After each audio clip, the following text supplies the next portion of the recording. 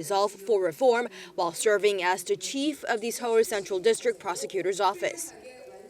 The nomination of a new chief prosecutor comes as the Moon administration continues its readjustment of power and authority of the nation's prosecution and police, and Yoon's nomination is interpreted as a show of the administration's strong will to continue its reform drive. The nominee has been the chief of Seoul Central District Prosecutor's Office, the largest prosecution office in the country since 2017. Yoon's resume includes high-profile investigations, including the massive power abuse scandal involving the former President Park Geun-hye and her longtime friend Choi Soon-sil. He also led a probe into suspicions that the country's intelligence service intervened in the 2012 presidential election. If appointed, Yoon becomes the first chief prosecutor with no experience of heading the High Prosecutor's Office since Korea introduced fixed tenures for prosecution chiefs in the late 1980s and will replace Moon Moo-il, who is scheduled to retire next month. The nominee will have to go through a parliamentary hearing, but the position does not require lawmakers' approval. Shin Se-min, Arirang News. President Moon was in Northern Europe for a week, and while there, he called on multiple occasions for dialogue to resume between the two Koreas and between the North and the United States. He says he hopes he'll have another meeting soon with Kim Jong-un, and that Kim will also have one with U.S. President Donald Trump. But North Korea has said nothing. Park Hee-jun has this report. Throughout his three-nation tour to Northern Europe last week, President Moon Jae-in expressed optimism toward resuming talks between South and North Korea, as well as between North Korea and the U.S. He said efforts to revive dialogue with the North are ongoing, raising hopes of some kind of a breakthrough.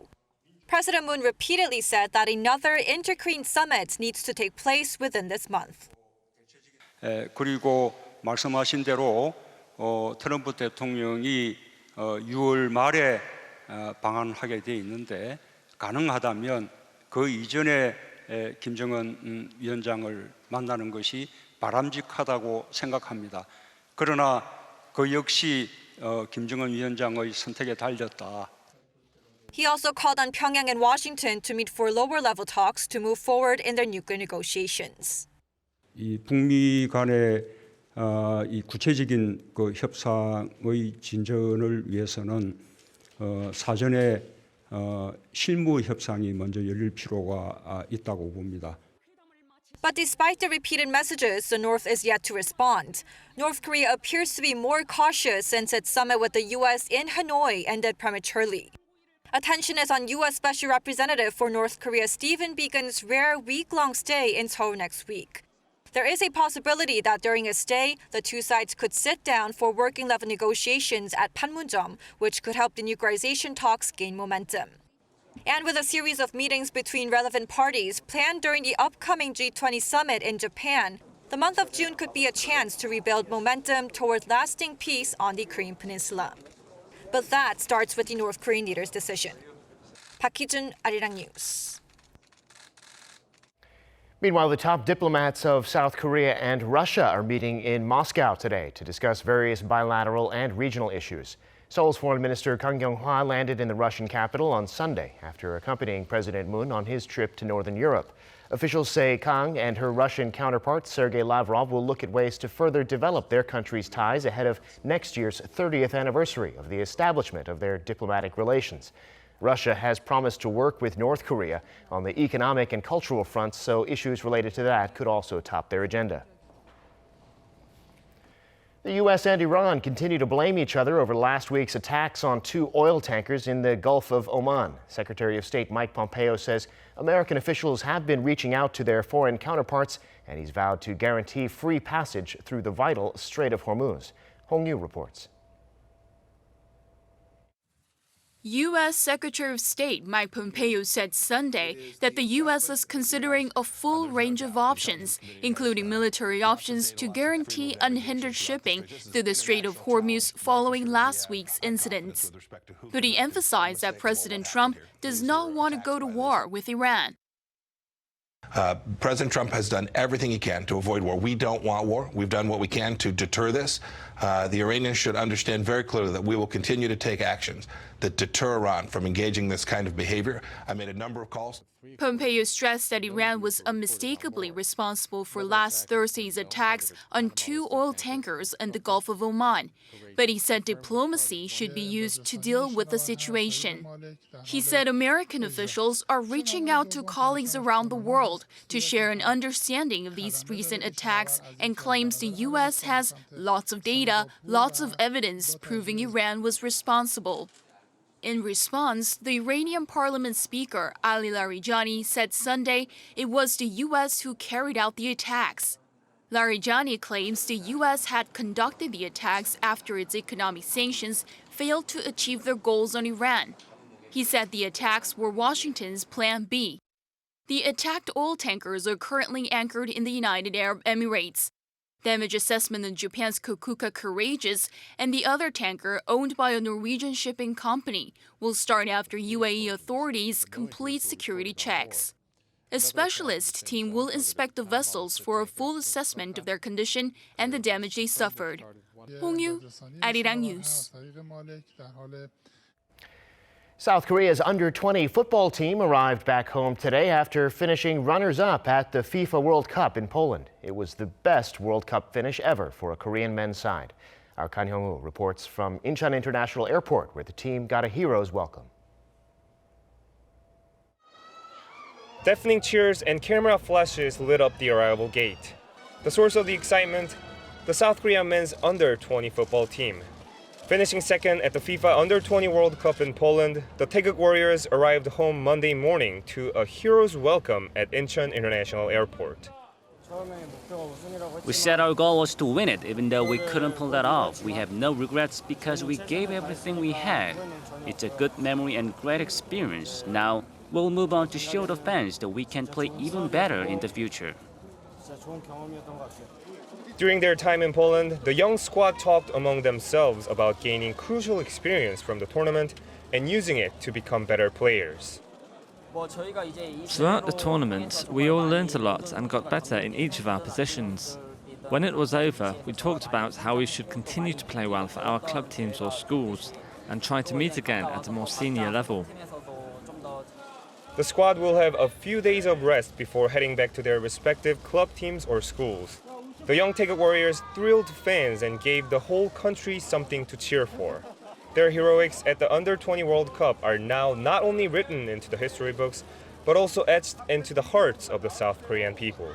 Kan Hyung-woo, Arirang News. Now, the team got a rousing welcome in downtown Seoul today, too. Thousands of people gathered at Seoul Plaza around lunchtime to welcome the boys back home. There was a ceremony for them, and Korea Football Association had scheduled a car parade through Central Seoul, but that was canceled because of concerns it would cause too much traffic. Instead, fans got a chance to freely take photos with the team.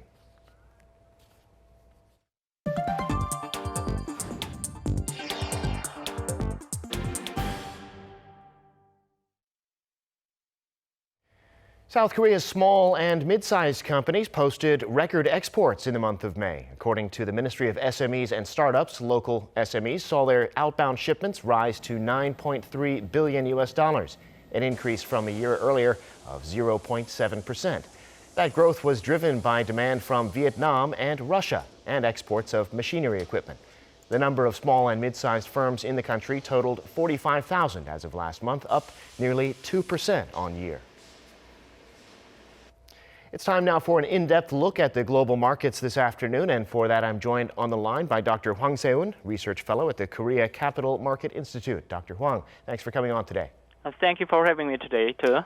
So stocks in New York ended last week down, with the U.S.-China trade war putting pressure on American chip makers. Micron down more than 2%, Intel down more than 1%, Korean stocks down too. What's the story today?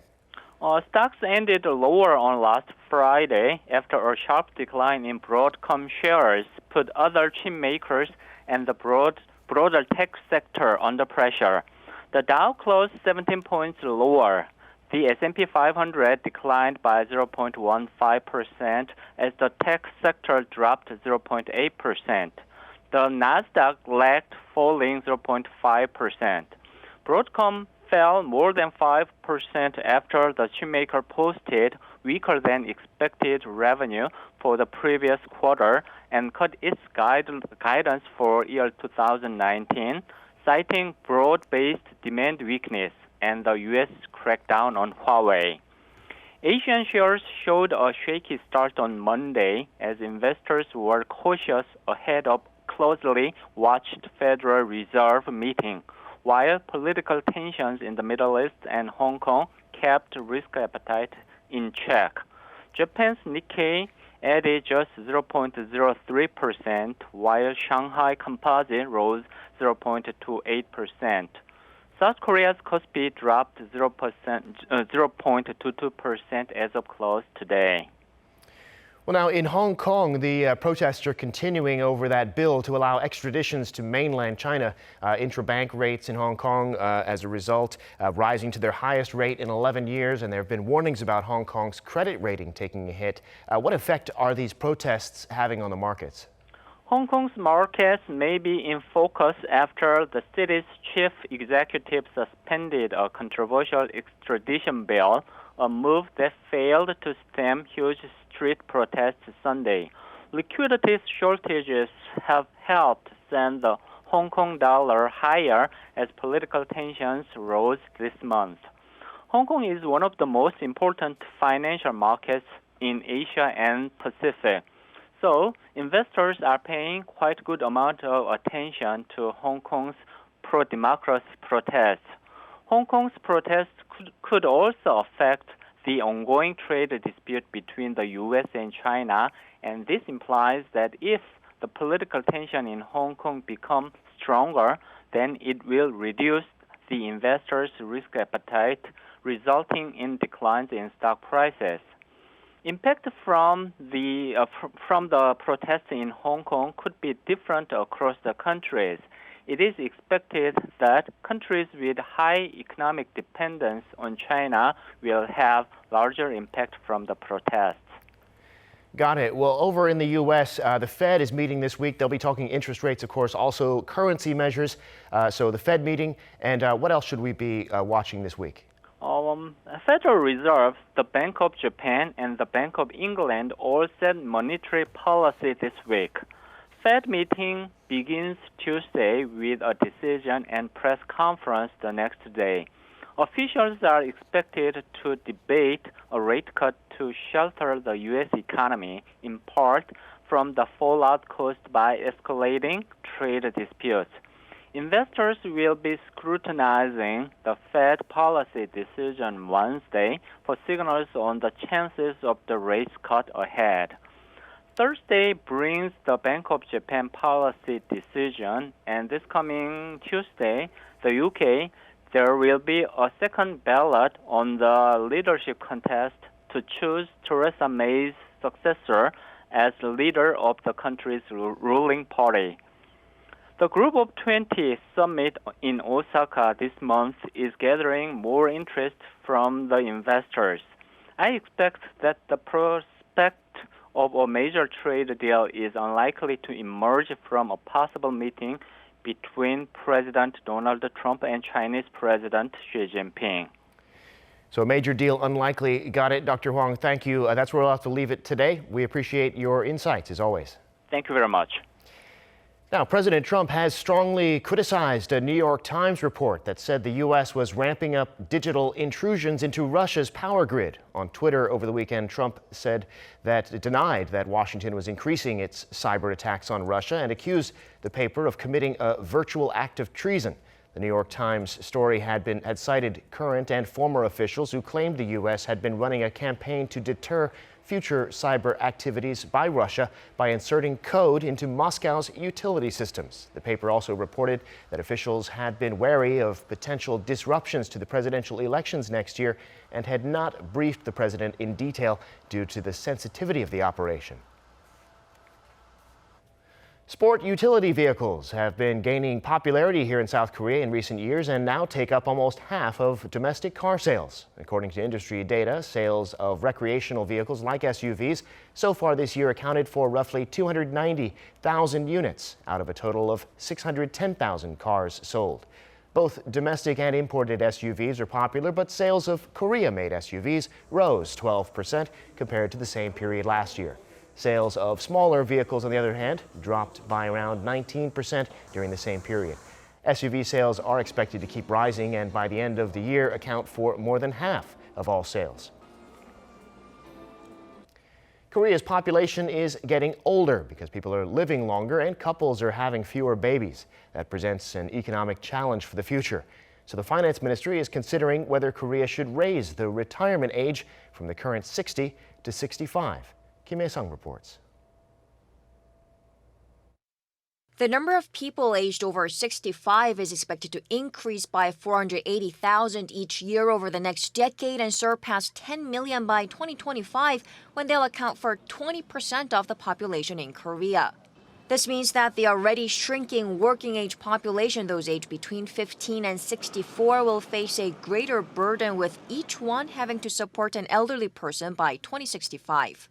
Government spending on the elderly, including pensions, is also expected to jump by an annual average of 14.6% and top $14 billion by 2022. Korea has the fastest aging population in the OECD.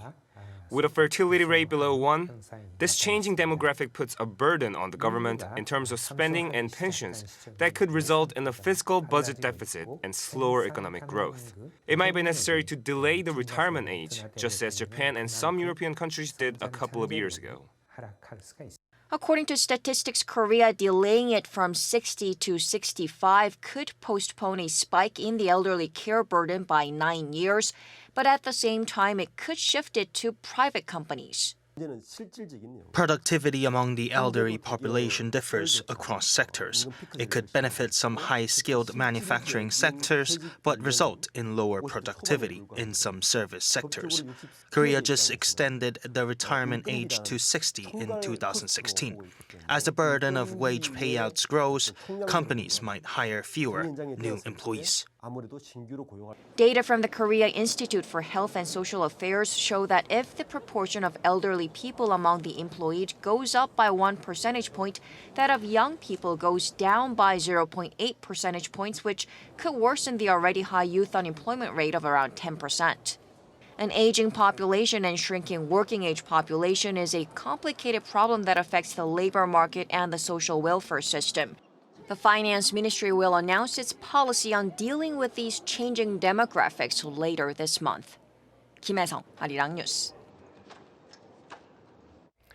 Starting next month, the South Korean government will require all foreigners staying in Korea for 6 months or longer to sign up for the National Health Insurance Program. Until now, some foreign residents have not had to pay into it.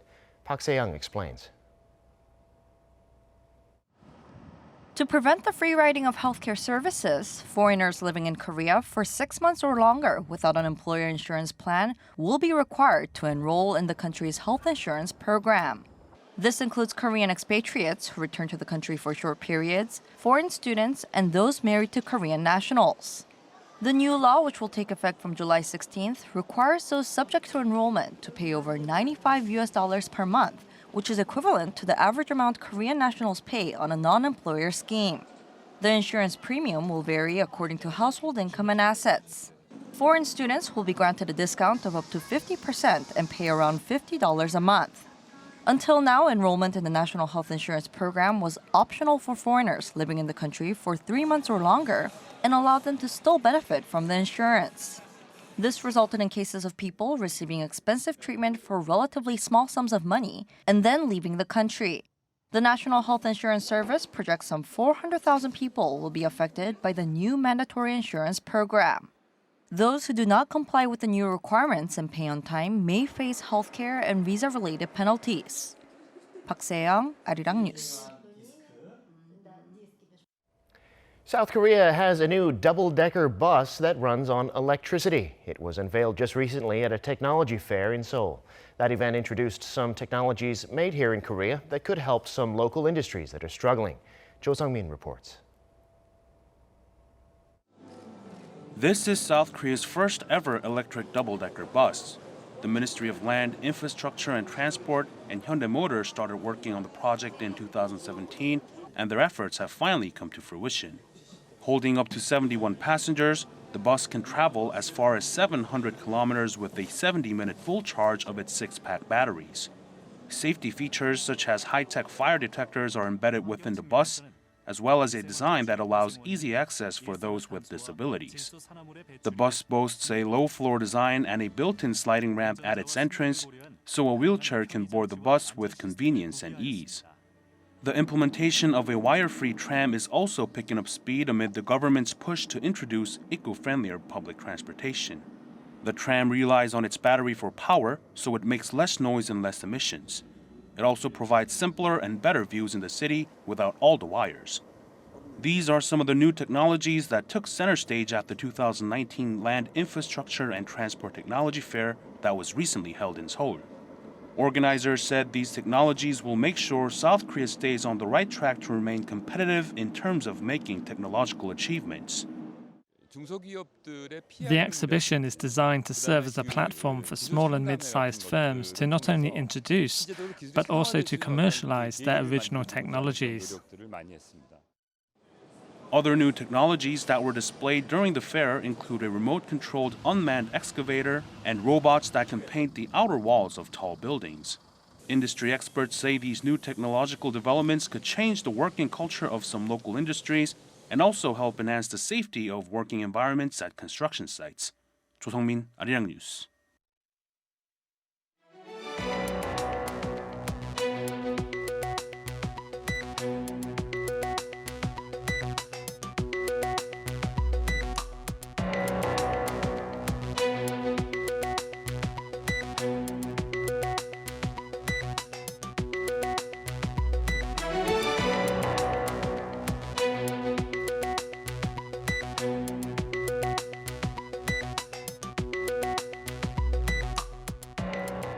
And that brings us to the end of this newscast. Thanks for being with us. More live news coming your way at 7 p.m. Korea time.